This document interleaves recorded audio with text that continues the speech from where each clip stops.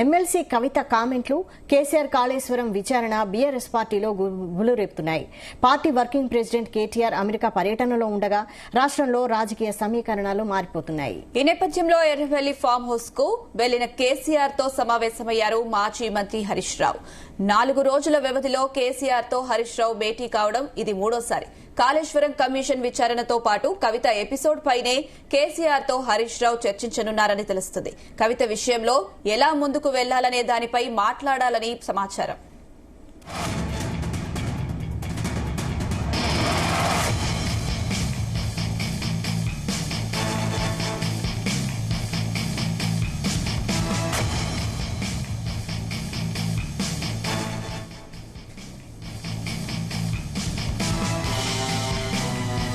MLC కవిత కామెంట్లు, కేసీఆర్ కాళేశ్వరం విచారణ BRS పార్టీలో గుబులు రేపుతున్నాయి. Party working president KTR America పర్యటనలో ఉండగా రాష్ట్రంలో రాజకీయ సమీకరణాలు మారిపోతున్నాయి. దీనికి సంబంధించి మరిన్ని updates chief news coordinator Radhakrishna అందిస్తారు. రాధాకృష్ణ. Good afternoon Vaishali. మరొకసారి ఫామ్ హౌస్ లో ఎర్రవల్లి ఫామ్ హౌస్ లో బీఆర్ఎస్ అధినేత కేసీఆర్ తో మాజీ మంత్రి హరీష్ రావు భేటీ అయ్యారు.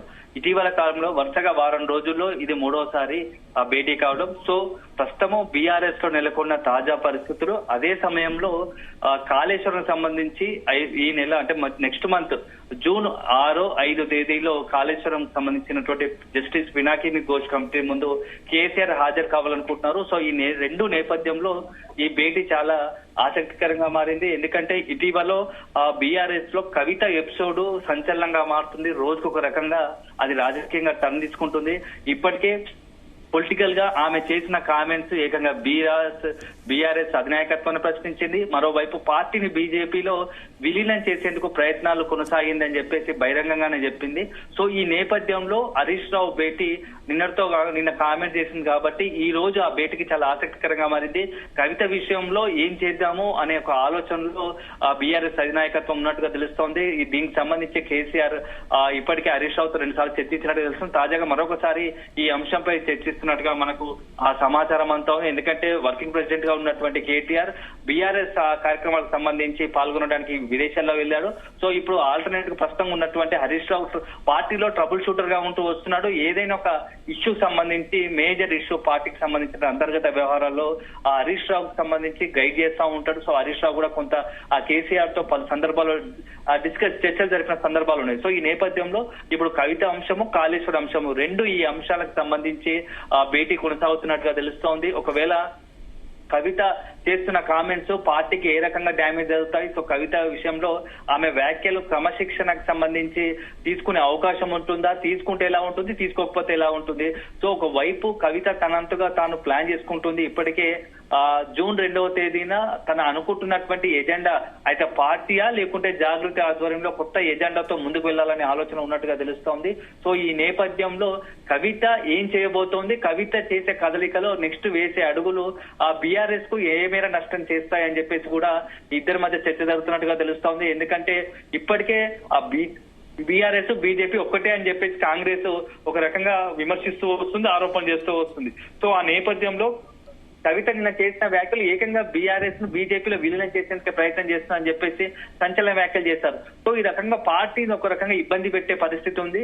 సో ఈ నేపథ్యంలో ఏం చేయాలి, నెక్స్ట్ కవితకు సంబంధించి క్రమశిక్షణ చర్యలు తీసుకోవాలా లేదా తీసుకోకపోతే నెక్స్ట్ ఏం చేయాలన్న దానిపైన చర్చ జరుగుతుంది. అదే సందర్భంలో మరోవైపు కాళేశ్వరం అంశం కూడా దృష్టికి వస్తోంది. కాళేశ్వరం కు సంబంధించి జస్టిస్ పినాకిని ఘోష్ ముందు కమిషన్ ముందు హాజరు కావాల్సిన అవసరం ఉంది. సో జూన్ 5వ తేదీన అటెండ్ కావాలని ఇప్పటికీ నోటీసులు జారీ చేసిన నేపథ్యంలో కేసీఆర్ హాజరవుతే ఏం చెప్పాలి, ఒకవైపు కాళేశ్వరము మరోవైపు కవిత, ఈ రెండు అంశాల ఎజెండాగానే ఈ ఇరువురి మధ్య చర్చ జరుగుతున్నట్టుగా తెలుస్తా ఉంది. సో ఇటీవల కాలంలో బీఆర్ఎస్ కు వరుసపెట్టి కష్టాలు వస్తున్నాయని చెప్పుకోవచ్చు. రజతోత్సవ సభ ఘనంగా చేశాము, పెద్ద ఎత్తున సక్సెస్ఫుల్ అయిందని చెప్పుకున్న తర్వాత ఆ యొక్క సంతోషము కొద్ది రోజులు కూడా లేకుండా పోయిందని చెప్పవచ్చు. ఏప్రిల్ 27 తర్వాత ఆ వరంగల్ ఎలకతుర్తి సభ తర్వాత ఆ పార్టీ శ్రేణుల్లో కొంత ఉత్సాహం, నూతన ఉత్సాహం. ఒకవైపు కాంగ్రెస్ అధికారంలో ఉన్నప్పటికీ బీఆర్ఎస్ భవిష్యత్తులో అధికారంలోకి రాబోతుందని చెప్పేసి ఒక పెద్ద సభ సక్సెస్ కావడం ద్వారా కొంత ఆ నాయకత్వం సంబంధించినటువంటి చేసిన చర్యలు కావచ్చు, కార్యకర్తలు కొంత ఉత్సాహాన్ని నింపాయి. కానీ తర్వాత జరిగిన పరిణామాలు ఒకటి మేడే రోజు కవిత చేసిన వ్యాఖ్యలు కావచ్చు, అదే సందర్భంలో కాళేశ్వరం నోటీసులు కావచ్చు, ఈ రెండు కూడా క్యాడర్ లో ఒక రకమైన టెన్షన్ ను ఆందోళన నెలకొల్పుతున్నాయి. ఏం జరుగుతుంది పార్టీలో అసలు? సొంత కవిత కేసీఆర్ సొంత కూతురి కవిత ఇట్లా బహిరంగంగా మీడియాతో చర్చ నిర్వహిస్తూ బీజేపీతో చేసిన వ్యాఖ్యలు, బీజేపీతో కలిసిపోవాలని చేసిన వ్యాఖ్యలు, లేకుంటే ఇతర చాలా విషయాలపైన అధినాయకత్వాన్ని ప్రశ్నించినట్టు కేటీఆర్ సరైన నాయకుడు కాదు, కేటీఆర్ పార్టీని నడిపే సత్తా లేదంటూ చేసిన వ్యాఖ్యలు మాత్రం క్యాడర్ పూర్తిగా డైలమాలో పడేస్తాయి. నెక్స్ట్ ఏం చేయాలనే దానిపైన ఒక రకమైన టెన్షన్ లేకుండా ఈ నేపథ్యంలో హరీష్ రావుకు కేసీఆర్ ఏం చెప్పబోతున్నారు, కవిత విషయంలో ఏం చేద్దామనే దానిపైన ఒక చర్చ జరుగుతుంది. అదే సందర్భంలో కాళేశ్వరం సంబంధించి నెక్స్ట్ ఎపిసోడ్ కాళేశ్వరం విచారణ హాజరవుతున్న నేపథ్యంలో కాళేశ్వరం సంబంధించి పదే పదే కాంగ్రెస్, ప్రస్తుతం అధికారంలో ఉన్నట్టు కాంగ్రెస్ బీఆర్ఎస్ టార్గెట్ చేస్తూ వస్తుంది. ఒక రకంగా రాజకీయంగా మొన్నటి ఎన్నికల్లో కాళేశ్వరం ప్రాజెక్టు తో కొంత ఉత్తర తెలంగాణలో పెద్ద నష్టం జరిగిందని, ఎందుకంటే మేడిగడ్డ డ్యామేజ్ తర్వాత ఎన్నికలు జరిగాయి. సో ఆ ఎన్నికల అసెంబ్లీ ఎన్నికల్లో ఒక రకంగా కాళేశ్వరం సంబంధించి పెద్ద ఎత్తున డ్యామేజ్ చేసింది. ఉత్తర తెలంగాణలో ఒక రకంగా బీఆర్ఎస్ కు మంచి పట్టున్న ఉత్తర తెలంగాణలో కాళేశ్వరం ప్రాజెక్టు నష్టపోయామని చెప్పేసి కూడా బీఆర్ఎస్ లో ఒక చర్చ ఉంది. ఎందుకంటే డ్యామేజ్, మేడిగడ్డ డ్యామేజ్ వల్ల పొలిటికల్ గా బాగా నష్టం జరిగిన అంచనా ఉంది. సో ఈ నేపథ్యంలో ఇప్పుడు కాంగ్రెస్ కూడా అదే ఆరోపణలు చేస్తా ఉంది.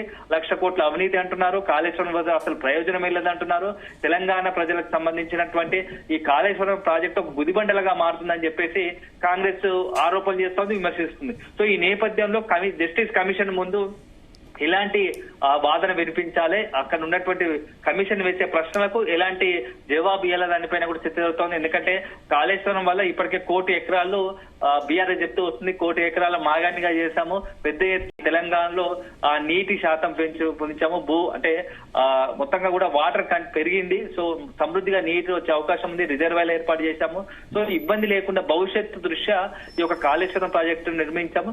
ఒక టెక్నికల్ అంశము లేకుంటే ఏదైనా కుట్ర కోణంలోనో మేడిగడ్డ దగ్గర డ్యామేజ్ ధ్వంసమైంది, సో దానికి సంబంధించి అది రిపేర్ చేసుకుంటే భవిష్యత్ తరాలకు నీటికి తెలంగాణకి ఇబ్బంది లేకుండా ఉంటుంది. సో ఇది భవిష్యత్ తరాలకు సంబంధించి చేపట్టిన ప్రాజెక్టు, ప్రపంచంలోనే ఒక నంబర్ 1 ప్రాజెక్టు. అలాంటి ప్రాజెక్టును వీళ్ళు రాజకీయాలకు చేసి కుట్ర కోణంగా దాన్ని పక్కన పడేసి తెలంగాణ ప్రజల్లో ఒక అపోహను సృష్టించే ప్రయత్నం చేస్తున్నారని చెప్పేసి ఆ బీఆర్ఎస్ వాదన ఉంది. కేసీఆర్ చెప్తాను నెక్స్ట్ ఇదే వాదనను అక్కడ జస్టిస్ పినాకిని ఘోష్ కమిషన్ ముందు చెప్పే అవకాశాలు ఉన్నాయి. సో ఇప్పటికే కంప్లీట్ డాటా అధికారిక లెక్కల ప్రకారము హరీష్ రావు తెచ్చి కేసీఆర్ కు అందజేసినట్టుగా తెలుస్తా ఉంది.